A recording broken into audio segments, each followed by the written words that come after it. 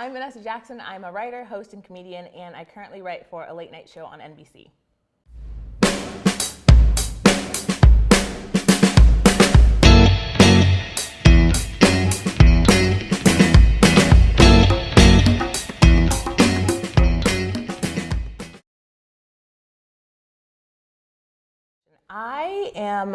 I feel like of the Seinfeld brand where I like sit down and write for like an hour. I try every morning, but let's be honest, sometimes that doesn't always happen.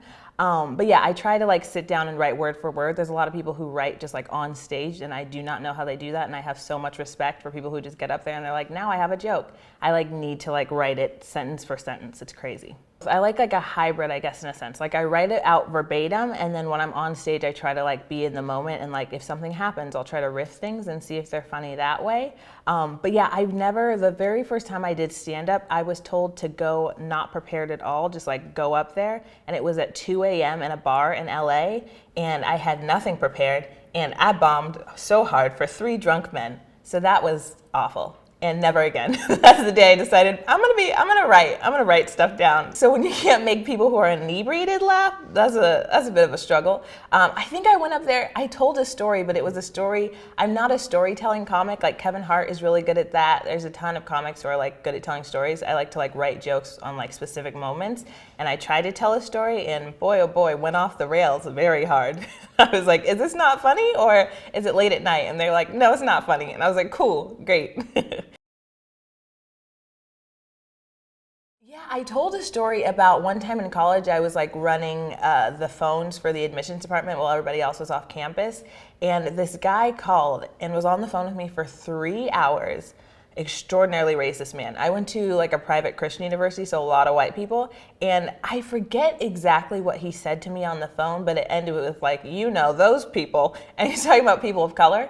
And if you can't tell from my voice, people don't always assume on the phone that I'm black. And so I was like, I don't know what to say right now. Like, do I just come out of pocket and be like, sir, I'm one of those people? It was like the most uncomfortable moment I've ever had in my entire life. And I was like, I really hope he comes to this university and is like, where's that sweet white woman I talked to yesterday? I'll be like, she right here. So that story did not go well on stage. Fun fact. Maybe I'll try and bring it back.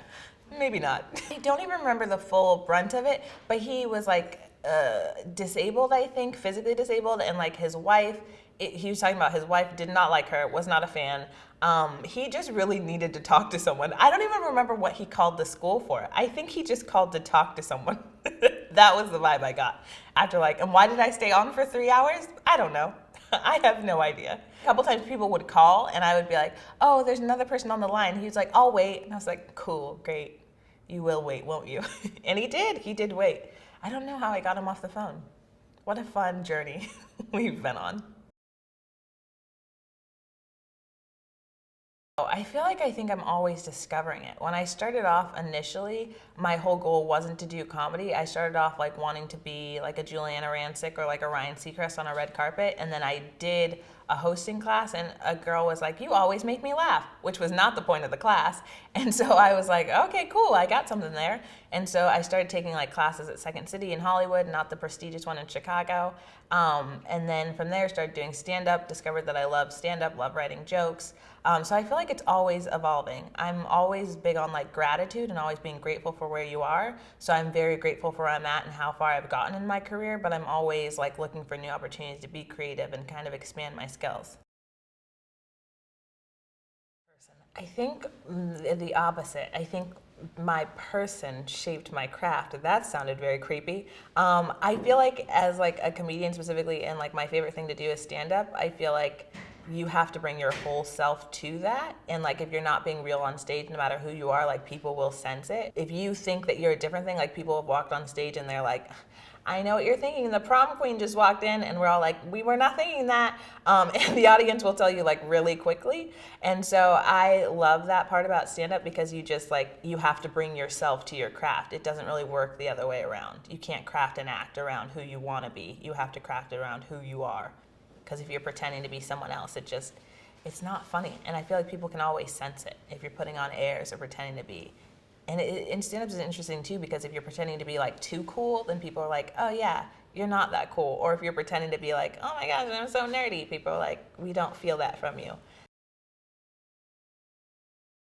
I critique it in a good way, I think. It's always awkward to watch yourself, but like when you do comedy specifically, you have to listen to your tapes, which is grueling and very uncomfortable to like listen back to things that you thought were funny and hear yourself bomb, especially because I record every set I do. And so, yeah, I try to critique myself, but it is I'm not at the point yet where I can dissociate. So every time I do it, I'm like, wow, why did I think that was funny? I don't know. So I like to like be in my room just like writing, but stand up is like such a community oriented thing in a weird way because you have to get to know people when you're going to like open mics and when you're going to shows to like get booked on shows, you have to get to know producers and so it's like a little bit of both. When I write and when I'm like in my creative flow, I'm just like by myself in my room, but when I'm like obviously out, you have to like mingle with people and get to know people. Nobody likes that person who just like goes on stage and then pieces out and doesn't watch anybody else. So yeah, it's like a balance.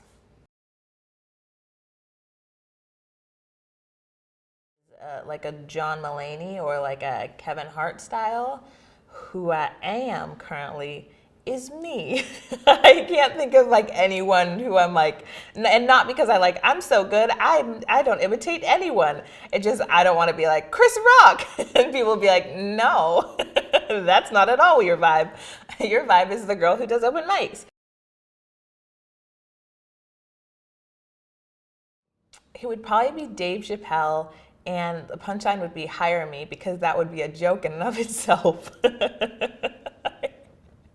I can't imagine a word where I say the words hire me to Dave Chappelle and he does not laugh as if that is possible. So that's what I would do. I think creativity is part of human nature. I'm definitely a believer in Jesus, and I think all of everything the Bible and God points to just creation being a part, being made from the Creator. We all have a creative spirit in us. I think the thing is that a lot of people think that it has to be tied to like a monetary value. Like if I paint, I have to figure out a way to make 800 paintings and sell them and then make it my side hustle. And I really kind of value a little bit of like, sometimes you can just create just to create. Like if you just want to draw something, just draw something. I mean, it's always great to like approach things for a career, but I think it's like also good to just literally, if you want to sing, just sing. It doesn't need to be a side hustle. You don't need to like start a YouTube channel to sing.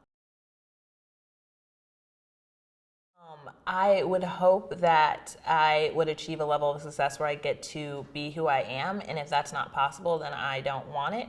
I just feel like it's like the oldest cliche in the book, but I always say cliches are so true. Like I feel like getting to where you're going is just as important as how you get there. And so if you have to conform to whatever is cool, if that goes against what you're into, then I feel like in the end you won't like how you got it. So I really hope that I don't have to conform to what is cool or what is of the norm. I feel like doing comedy is cool because, like I said, you get to be who you are and you get to bring that in your full self. And so once you're bringing your full self to the table, I feel like people are drawn to authenticity and people are drawn to people who are real, no matter what that is or what you believe. Or yeah, people are drawn to you if you keep it real. Material is just positivity. I feel like there's a bunch of people doing a bunch of different things, and people are really good at it. Bill Burr is a hilarious comedian, and he, I would say, is probably on the side of like more ranting and more like cynic. Although he has like uplifting stuff, but everyone has their own style, and I feel like for me, I just want to make people laugh. I don't necessarily want to do anything that's like has a very heady message to it, other than just like life is too short. Still pretty early in my career, but one that I will take with me is like you are the only person who knows what you're capable of, and just stick to your vision. I mean, again, very cliche, but I've just learned a lot recently about like other people will try to give you advice, good or bad, or tell you can or can't do certain things.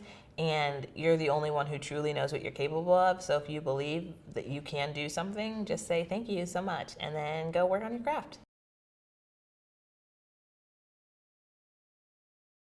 I think because that's where the good stuff happens. I recently, again with the Instagram cliches, I recently saw something that was like, you have to choose your hard in life. Like getting up early and going to work out is really hard, but also like being lazy and staying in your bed can be hard too.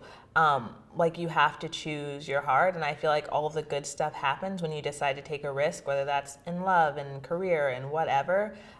If you always play it safe, then you're just going to have a safe life, and safe lives aren't necessarily always the best kind of lives to live. So don't know why I choked on air right there. It sounded like I was going to cry.